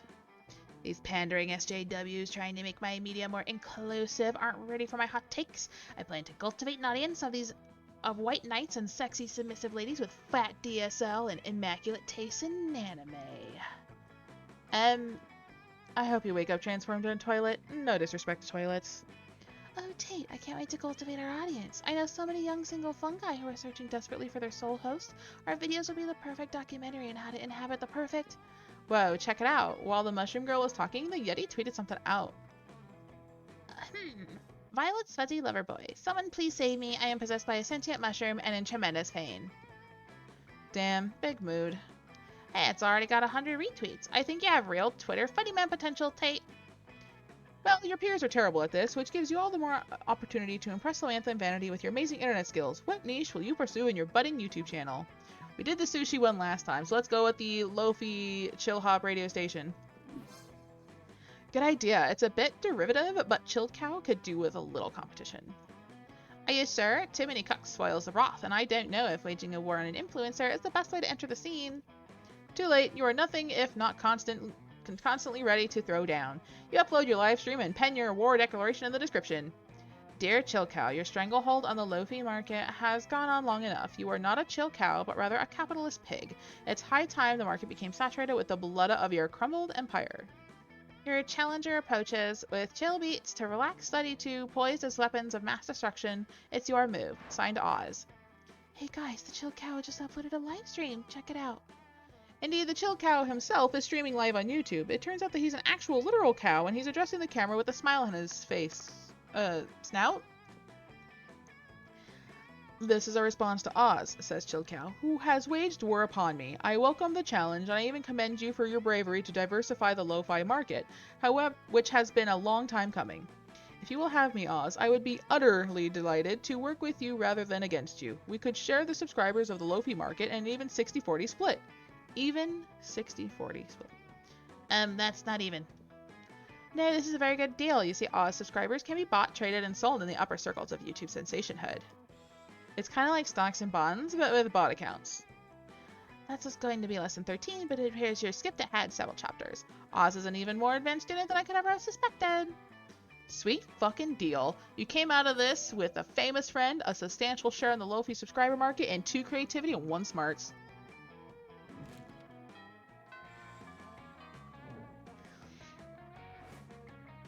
Alright, come here, Demon Daddy. You find Damien brandishing his usual silverware, a hammer and chisel, while Liam looks on in horror. You can't eat that. Watch me. First of all, it's made of one seamless piece of obsidian. So it's low calorie. Then second of all, it's a lich's phylactery. Part of this balanced breakfast? It's lunch. You're just jealous. No, I'm nervous. Nervous that you're going to eat that, get possessed by a lich, and kill us all. Well, I'm never nervous that that's not going to happen. Looks like these two are at an impasse. Maybe you can solve the dispute and score some romantic cred at the same time. Damien, don't eat it. You won't have room for all these baby seals I brought you. Or, Liam's right, Damien. You should make him eat it. Yeah. Oh yeah, of course. I forgot about the golden rule. Do unto others whatever the hell you want because it's funny. What? No, this is an outrage. I don't even need food, let alone inedible objects suffused with eldritch magic. Well, there's a first time for everything, Drac, you loser. Down the hatch. Damien force feeds the dread artifact to Liam. He's instantly possessed with a dark energy, as opposed to his normal morose energy. I am the Lord of the Night, the Heresiarch of Ice, Devourer of Joy. Haha, what a nerd. Liam has to go to the nurse's office to get the curse removed, while you and Damien rob a bank to celebrate. I think we're doing good this time, guys. Time to pander. Let's go, Jim. That day, an epic dodgeball match took place. Everything seems lost, but you deliver an inspirational speech that fuels your team's spirit, leading to a spectacular comeback. You're clearly a natural-born leader. You gain 2 charm. You're hanging out with 2 of the baddest asses you know, generally being bad and asses, when suddenly, a masked villain bursts in and threatens you. I have been waiting a long time for this confrontation, he says. Following you, hunting you, waiting for the perfect moment, and now, prepare to meet your doom and pay for all that you've done to me. Holy shit, I've never seen anything wrong, Sorry, let me start over. Holy shit, I've never done anything wrong to anyone ever. I have no idea how this could be. I've done so many wrong things to so many people. I have no idea which one you could be. Wonder no more, says the masked villain, and rips his mask off. Oh my god, of course, it's that guy, the one from, you totally know this guy, right, Damien? Never seen this dude before. He must have beef with Oz. I have beef with all of you, tiny fools. It is I, Univertica Jr. Of course, Univertica Jr. No clue. You collaborated with your 3 best friends to destroy my father? Scott, Vera, Miranda? No way, he means Liam, Coach, and Alfred. I mean Faith, Hope, and Joy. I have no idea who the fuck those peoples are. Yeah, literally never heard of them. Puny mortals, they are classmates of yours who formed a coven. Oh, the coven? They have names? Yeah, I definitely always think of them as pretty much one entity. Oh yeah, right, that one time they made us talk to their dead friend, Rabaru, to get the secret on killing some villain, and it turned out he was allergic to penicillin, right? Was that the dude's name? Univertica, I am Univertica Jr., and you shall now pay. Seems like you really pissed this bad guy off. Luckily, you watch fiction. You know how this shit goes down. Thinking quickly, you. Take this opportunity to reveal your real plan. You're only befriending the coven to betray them. Bah ha ha ha. Recognize the symbol on his armor as that of your father? Gasp. You and Univertica Jr. are siblings. Backstabby. Just befriending the coven to betray them, eh? Univertica Jr. chuckles. A likely story. That's what they all say. Quick, if you're really not best friends with the coven, what's their favorite color? Black, duh. Wrong. It's a trick question. Faith's favorite color is green, Joy's favorite color is purple, and Hope's favorite color is blue. They're individuals, people. How hard is that to grasp? I don't know, man. They all just read as one person to me. One person I can't wait to help Oz betray, obviously. You three really aren't best friends with the Coven, are you? In fact, you're not even very good classmates. Well, bro, don't stretch it. Like, all you know are, like, you know all our classmates' favorite colors.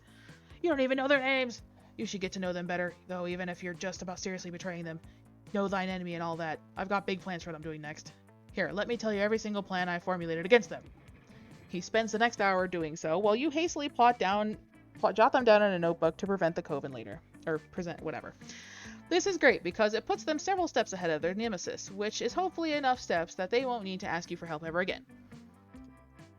Polly and Damon are thrilled at this prospect, and you gain 2 smarts and 1 boldness.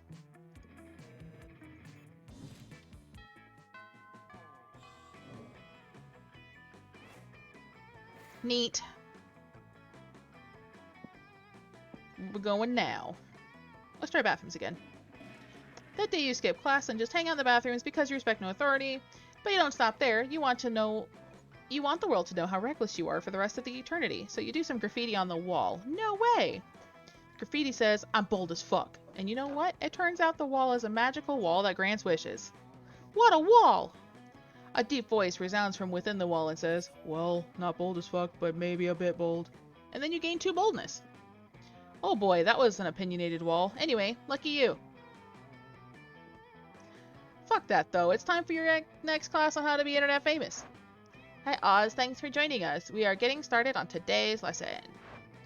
Wait a minute, I got a bone pick with you two. The first video I uploaded was a labor of love, and I slaved away at it because you told me I'd find an audience I could cherish and possibly even find an internet hottie to love. We never promised you an internet hottie. But my video has only gotten 12 views, and 7 of them are my mom's knitting group. Meanwhile, Tate's garbage tweets have been trending for weeks. Yeah, not even the good ones that are about cultivating an amazing relationship with your own petri dish. It's all of the nonsensical ones about him being in a toxic prison of his own body and whatever. What ends up with that? Meanwhile, Tate has taken control of his phone and tweeted out, I am begging you to understand this is not a joke. My life is waking agony. Everyone's retweeting it with gifs of Kermit the Frog falling off a building. Listen, I know you're upset, but internet fame is a winding, tumultuous road of endless possibilities. Besides, today's lesson will hopefully help you grow up and in the right direction.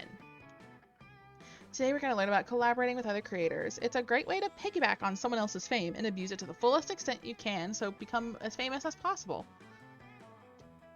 Actually, Vanity, the purpose of collaborating with other creators is to both grow both of your audiences and work together toward a common goal. Plus, collaboration can be beneficial even offline. You may end up making a new lifelong friend to share your YouTube journey with as you. That's perfect. I'm going to collab with Ben Shapiro. He's my idol, and I have a lot of amazing opinions I could teach him. Maybe if you two damsels are lucky, I'll even let you collab with us. You could all sit down over bubble tea and discuss the rise of menimism in...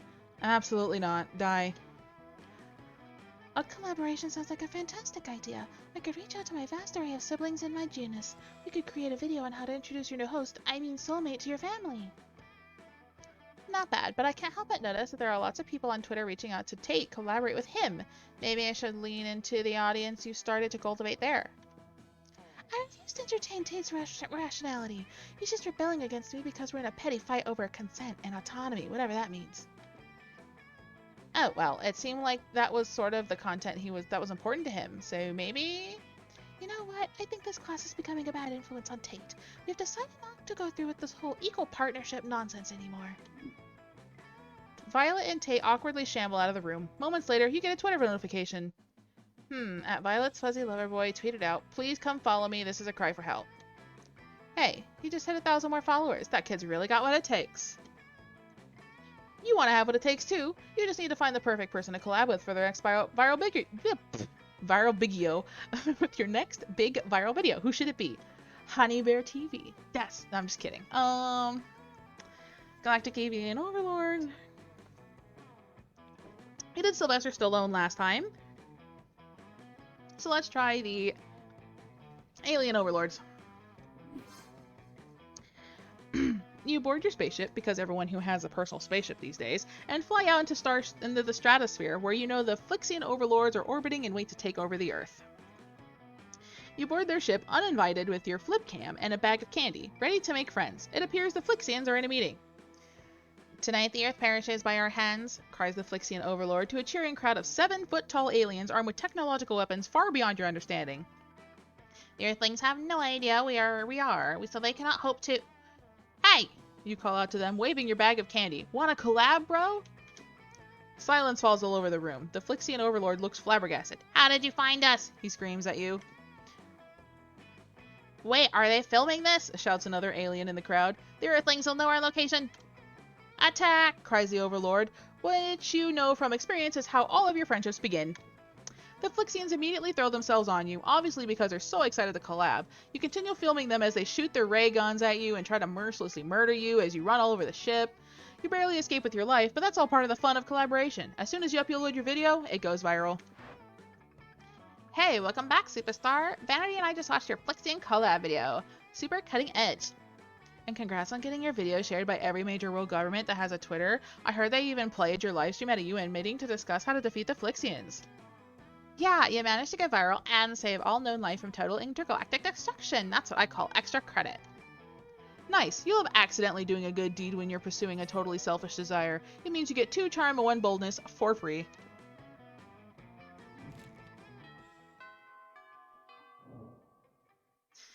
Alrighty. We're going over here. You find Scott and Damien shoveling hot dogs and mashed potatoes into their mouths while Coach cheers them on. Go, boys, go. Munch your way to victory. Ah, there's no truer sport than an eating contest. Thanks, Cuff. Shovers and lemmies. It looks like it's a pretty fair fight so far, but where's the fun in that? Time to step up and tip the balance. Distract Scott with surprise fireworks, or slather Damien's dogs in holy ketchup. What the hell? You were planning on setting off those fireworks in here anyway. You let them rip. Hey, stop that! Who did that? Who's making noise? I'm yelling because I'm scared! They found us, Scott! The Viet Cong! Oh lordy, it's a nom all over again! Scott and Coach flee the cafeteria. Damien lets out a sigh full of equal parts relief and mashed potatoes. Ugh, thanks. I was just eating like I normally do when those 2 idiots came over and turned it into a sport. It's not my fault I ate so fast. I've got a literal furnace in my stomach. Damien lets you have some of his half-chewed hot dogs. Nice. Some would say that that's almost like making out with him. Nice.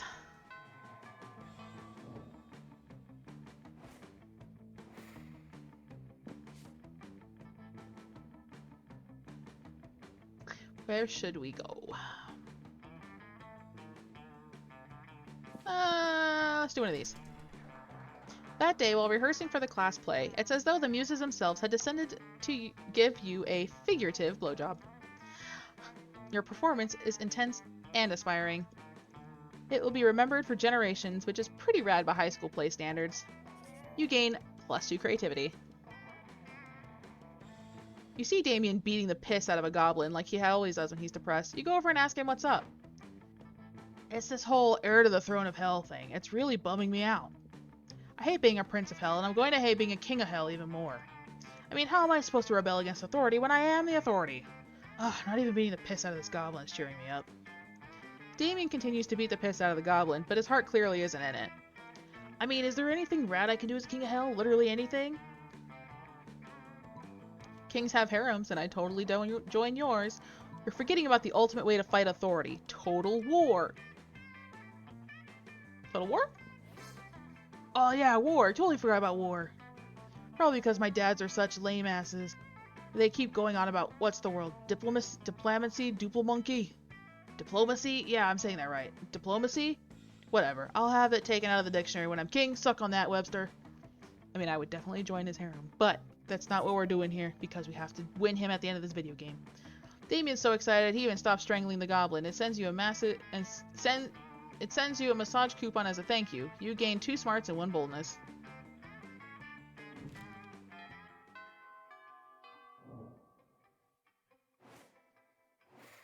Alright.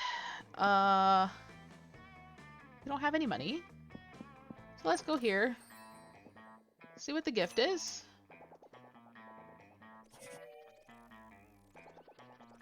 A Christmas gun. Holy shit, my boldness. Okay. Stories tell that long ago Santa used to give naughty boys lead instead of coal. Nice. Nice.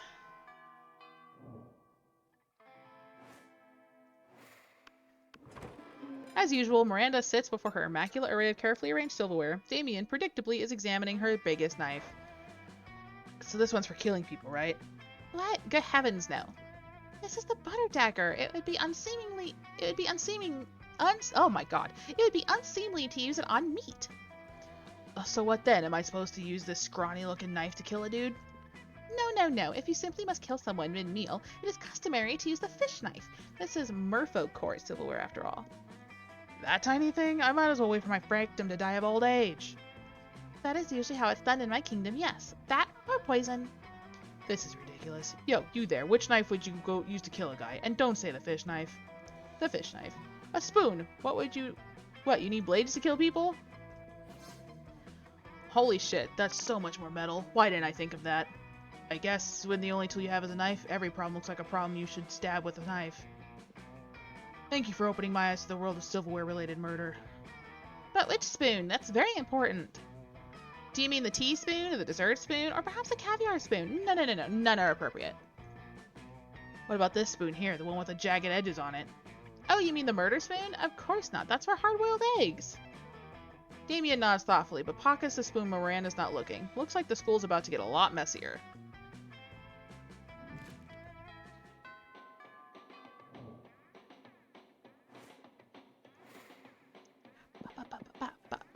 The day you skip class intending to spend the term in the bathrooms.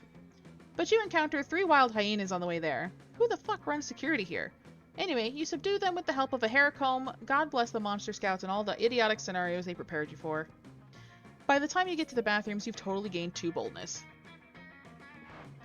You're chilling in the bathroom and Damien and Miranda thank the gods for co-ed bathrooms. Everything's going great and you're obviously very cool, until you hear some noises. Oh snap, it's Crazy Martin, the werebear janitor. Damn, we're done. If I get caught skipping class again, they're gonna feed me to the school's dragon. Or even worse, they'll make me come in on a Saturday. Ah, this is bad. I don't even bring my champion who would fight to the death to defend my honor. What can we do? Seems they're both waiting for you to do something, but how do you scare a werebear? Now time to think. You just bust out the stall and make yourself as big as possible. It's showtime, play dead until he goes away. Make yourself as big as possible. You puff out your cheeks, stuff a bunch of toilet paper in your shirt, and wave your arms in the air. Crazy Martin has no idea what the hell is happening. He thinks he's having a flashback to Nom. As Martin flees the bathroom, Damien puts a hand on your shoulder. That was stupid as hell, but you sure scared him to the death. Stupidity and bravery is my favorite mix. You're rad. Yes, that was superb. For a moment you scared me too, so convincing. You're my knight in shining armor. Defeating a werebear with nothing more than toilet paper. That's something you remember. 2 boldness and 1 creativity.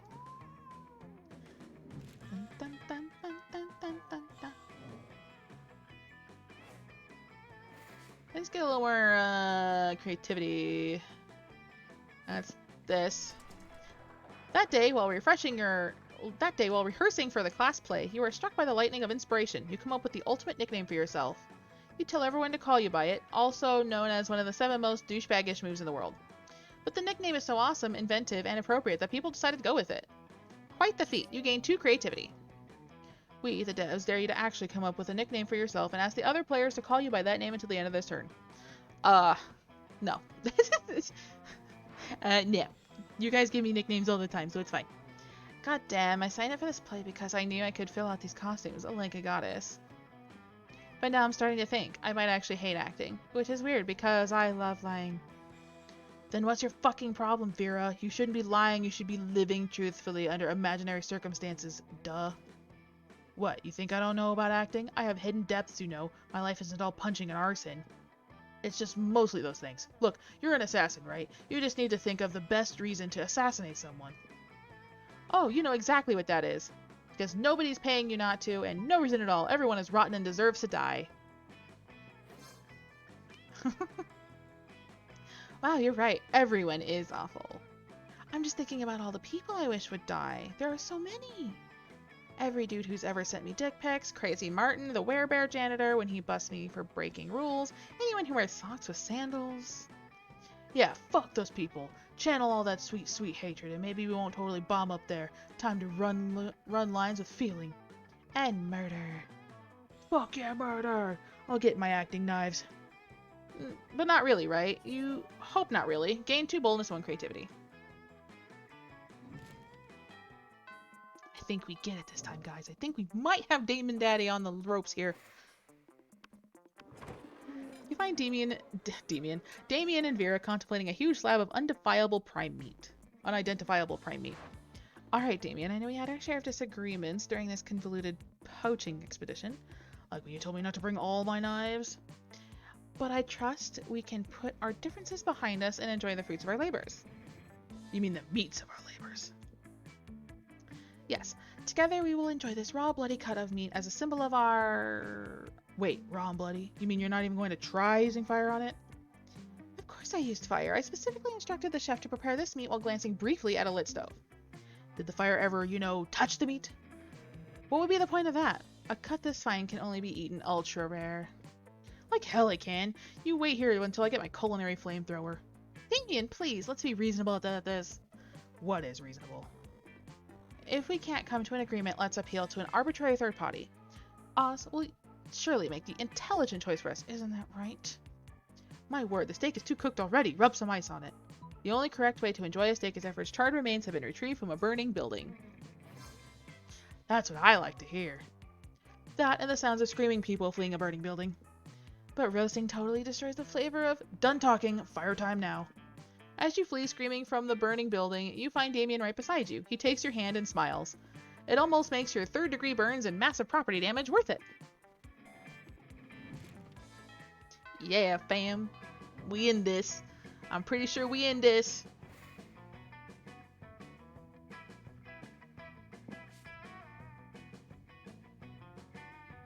Let's go here again.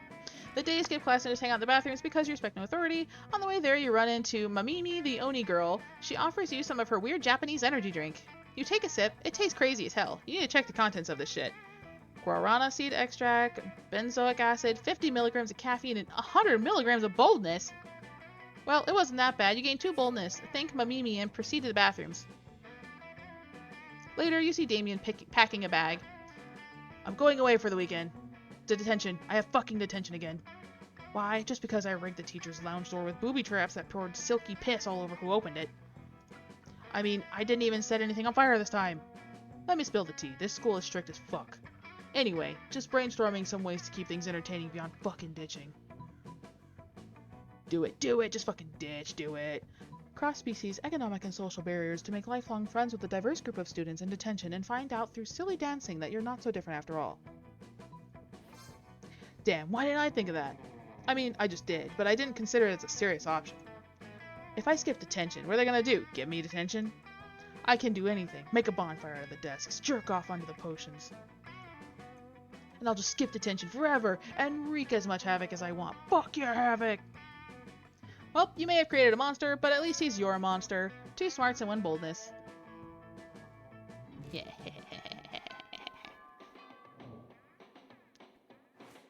That's right, he's my monster. That day, while rehearsing for the class play, you do a terrific job at acting. You act so hard that some of your classmates in the... my thing died for a second. You act so hard that some of your classmates in the audience throw roses at you. 7 roses to be exact. Damn, roses aren't a valid currency or stat in this game. Anyway, you check your converter app to see if this could translate into something a bit more useful. It seems 7 roses equals 2 creativity points. Sweet, you gain 2 creativity. You're daydreaming about how Damien would look walking down the aisle towards you. When you see Damien walking down the hallway towards you. Yo, so listen, don't be uncool about this or make it a big deal, but I think you're pretty rad. Like, maybe never as rad as I am. So I thought it might be sweet if we could, do some crime together. Would you be into that? I mean, could you even fucking handle that? Yes, of course you could, and would, and should. What kind of crime are you into these days? Quick, suggest the most badass and romantic crime for an excellent date with Damien. Tax fraud and light treason. Dinner at a movie, the only dinner is arson, and the movie is also arson. Arson and arson? Sounds like my kind of night. Damien picks you up and presents you with a bouquet of matches and lighters, which you blush and happily accept. The 2 of you head off to the fanciest restaurant you know, Le Chateau de Superiorite. You smile demurely as Damien pulls out your chair for you and then sets it on fire. You confidently order off the menu for both of you before setting both menus on fire. After a delicious meal, the two of you flirty squabble over whose absolute pleasure it would be to pick up the check as the flames rage high all around you. Ready to head out for more arson? Heck yeah, you are. The two of you head to a movie, immediately setting your ticket stubs on fire. You take your seats and set the row in front of you on fire. You talk through the previews as the flames leap higher and higher, bathing you in a romantic glow. It's the hottest date of all time in so many ways. Hey, I had a really nice time tonight. The only thing better than the arson was the more arson. Is he actually blushing, or is that the heat from all the so much arson? Oh my fucking god, this date was literal fire. But no, like actually literal fire. You gain 2 charm and 1 boldness. Yeah, baby! So who wants to go on a fire date with me? IRL, let's go. We're gonna set everything on fire. Just kidding. I live in a state where everything's on fire all the time anyway, so it's the same.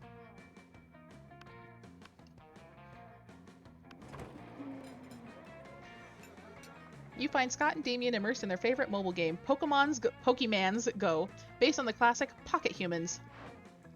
My Reginald Bosworth uses income tax audit. Oh no, my Lindsay Roberts never saves receipts. It's super effective. Haha, and now for the finishing blow, though. Wait, what? Reginald contracted lymphoma. Reginald's lymphoma deals 500 physical damage to him and 999 emotional damage to him and his loved ones. Ooh, I win again. Where are your Pokemon so unhealthy, Damien? Because I make them all smoke cigarettes and live next to toxic waste dumps, obviously. Maybe you should stop that. Where's the fun in that? Let's have another match. What are you two nerds doing? Nerding around? Nerd up, nerds. Whoa, Scott, is that you? You didn't recognize you all that nerdery. What are you doing playing a dumb video game for the stupid babies? But Pokemans isn't dumb, it's cool because... No way is Scott gonna come up with anything, but if you do, maybe you can score some points with Scott or Damien. Show them that the phone equipped with Pokemans Go can also be used as a football. Say nothing, pelt them with steamed vegetables.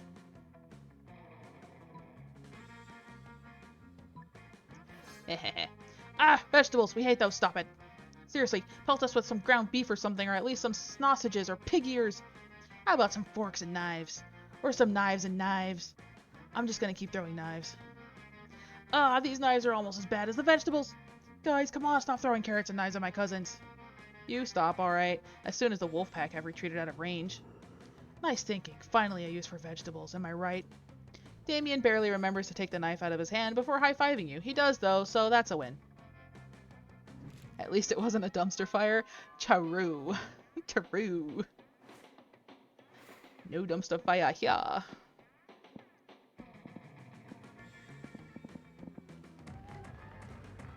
That day during recess, you start a half-hour rave that goes full crazy.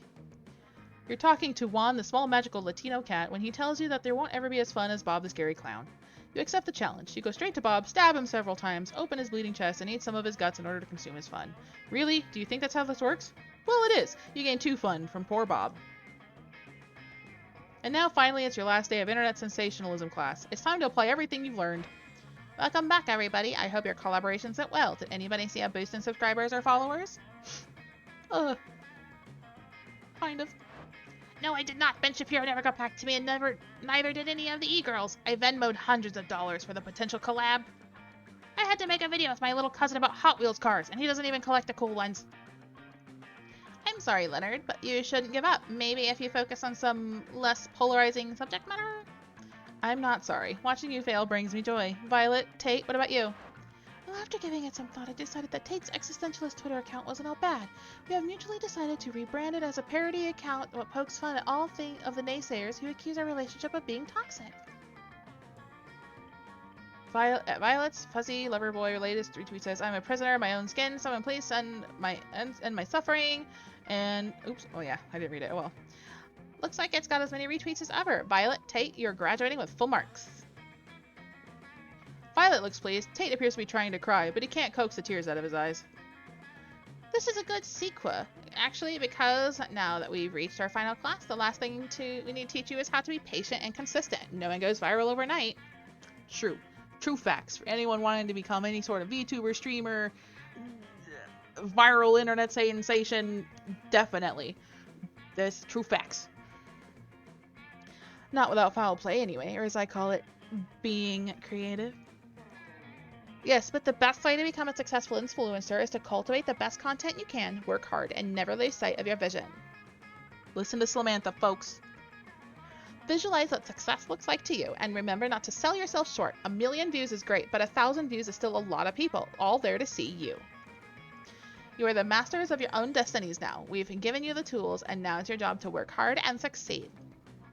Or you can spread rumors, create bot accounts, and sell your immortal soul to Mark Zuckerberg to get famous overnight. Vanity! Nah, she's got the right idea. Samantha's got some great wholesome tips, but this is spooky high. We don't have time for hard work and patience. We gotta go viral right fucking now. So how are you gonna cheat? I mean, create a multi-million subscriber YouTube channel in record time. Record 1 week of your life and then play it in slow mode. Everyone loves slow-mo, or fake your own death on camera. Fake your own death. Oh, I got an achievement. Good thing you read that WikiHow page about how exactly to fake your own death and live. Now you know exactly how to do it. You stage the whole thing in the auditorium. You call in a live studio audience and set up your live streaming camera. This is going to be the greatest thing you've ever done. Oz, are you seriously gonna die on film? Because while I appreciate your dedication to the class, I don't think... No, this is a great idea. I have a friend who faked his death on camera 2 years ago and he was totally internet famous for like a whole month. Banana whatever. Gone, but not unsubscribed. Nice, but you stand on stage, address your crowd, and dig deep into the method acting you've perfected over all the years. By sticking your tongue out, falling like a board, making a noise, and laughing, and laying completely still. Is it working? You don't hear anybody talking. Eventually you get impatient and open one of your eyes. The audience is now completely empty except for one person sitting in the back. You try to shut your eye quickly, but he sees it. Holy shit, you hear the guy yell. Oz came back from the fucking dead. Oh, hey, that's actually cool. That's actually a really cool twist. Oz, the monster who cheated death, has great virality potential. I can't read. Are you kidding? It has great cult potential. YouTube stars make bank, but cult leaders are rich and powerful. This is a great opportunity for you. Well, as great as being a cult leader sounds, you'll probably just stick with lusting after your friends and barely passing your classes. You do get some t-shirts for yourself made, though. You gain 2 money and 1 fun from your merch as sales as Oz, the person who death forgot. Alright. Yes, Damien. You finally pluck up your courage and ask your beloved to go to the monster prom with you. Prom? With you? You dumb fuck. That's a fucking great idea. Are you some kind of genius or something? I'll tell you what you are. My date to prom. Prom night was crazy intense. He's so cute. Anyway, Oz is cute too. But oh my goodness. At one point, a classmate of yours criticized how Damien is always getting into fistfights. For which Damien punched him, starting yet another fistfight. You joined in and fought with him back to back. It was super sexy choreographed fight, and you even exchanged trusting glances while watching over each other's backs. And that wasn't the only time that night you took care of Damien's rear. A wink. Ho ho ho! Yeah, I finally win one! Woo!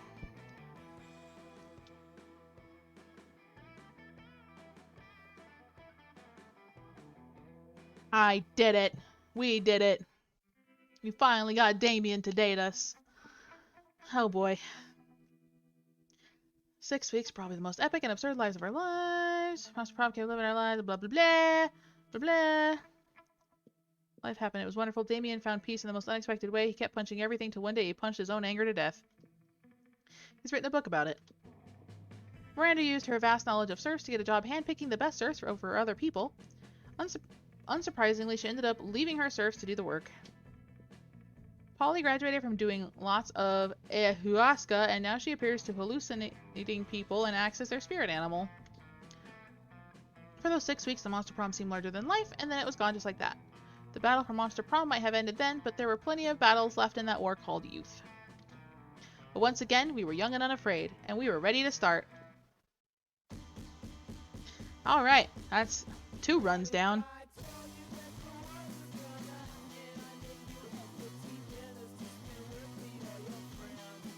I am getting a slightly sore throat from all the reading. Probably mostly because I look at Slenderman, I just noticed that. Mostly because I'm making voices, which I don't mind doing because it makes it more fun to watch, I think, and to play and interact. But yeah, maybe we can play a little bit of something else for a bit. What are you guys feeling? I can probably stream some Genshin Impact. Can probably let me see. I have Genshin Impact. We can do more spooky games. I still have Stardew, but I want to dedicate a whole stream day to it because I haven't streamed Stardew in a while. We also have more Muse Dash, more Dicey Dungeons. If you guys feel like anything like that, Apex Legends. I am pretty bad at that game, but we can play it. Paladins. Watch me try and beat up other things. I don't have Slay the Spire,